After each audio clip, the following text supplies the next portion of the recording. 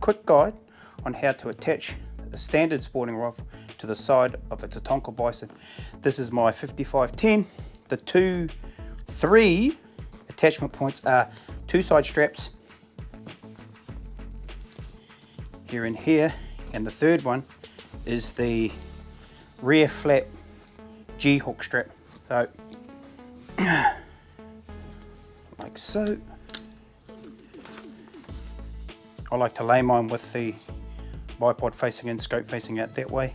I normally start with setting the G-hook, and what this slightly does is creates a little bit of tension through here. See, it pulls like that, and then with that little bit of tension there, it allows you to use these to lock off against it, so it's not all just sitting there relying on just this cinch here. You've got the sort of twisting and torquing over here with the G-hook on.